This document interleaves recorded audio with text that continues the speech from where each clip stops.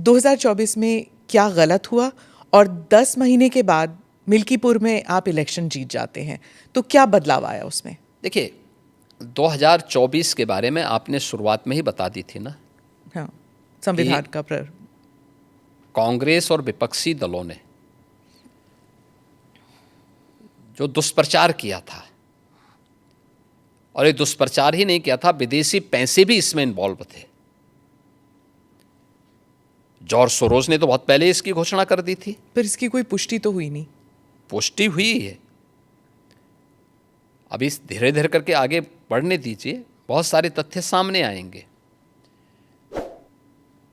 व्यापक पैमाने पे दुष्प्रचार का माध्यम, एनजीओ के माध्यम से इन्होंने गांव-गांव में, सोशल मीडिया प्लेटफॉर्म के माध्यम से, डिजिटल मीडिया के माध्यम से दुष्प्रचार किया कि संविधान बदल देंगे, मोदी जी आएंगे तो नया संविधान ला देंगे, तमाम प्रकार की इन्होंने जो बातें कही।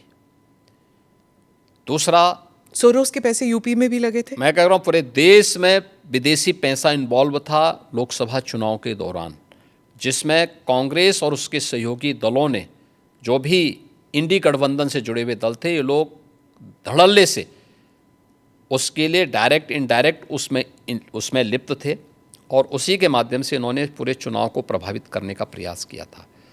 यह कृत्य देशद्रोह की श्रेणी में आता है। एक विदेशी ताकत से आप पैसा लेकर के देश के चुनाव को प्रभावित कर रहे हैं, एक। दूसरा है कि उस दौरान इन्होंने तमाम प्रकार की बात की थी, खटाखट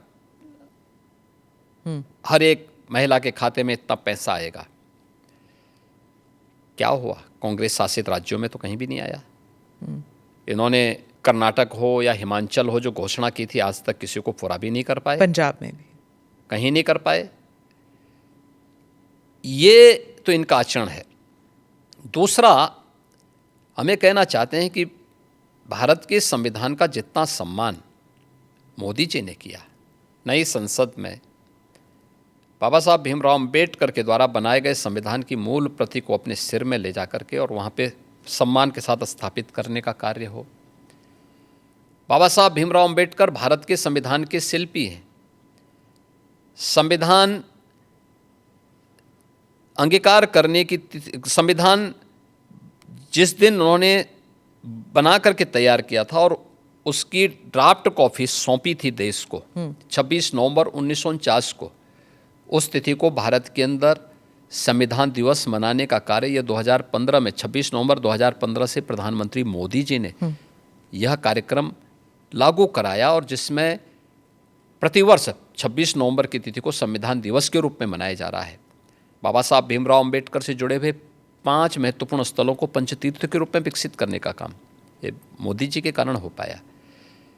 तो इन्होंने कितना दुष्प्रचार किया था उस समय, और आज जब सच्चाई सामने आई देश के लोगों ने कि नहीं, ये तो कांग्रेस का दुष्प्रचार था और विदेशी पैसे किस रूप में इन्वॉल्व हुए थे, तो आज देश की जनता फिर से अब इनको सबक सिखा रही है।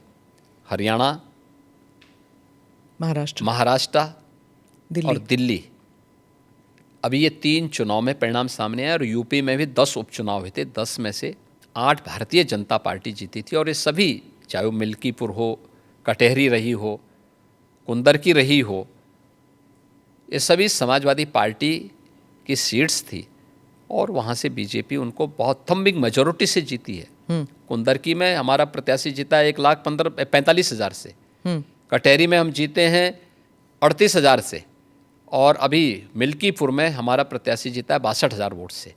तो ये चीज़ें दिखती हैं कि जनता जनार्दन झूठ को बहुत दिनों तक बर्दाश्त नहीं करती। Do subscribe to the ANI Clips channel to get shorter versions of this podcast. Click here to watch the full episode.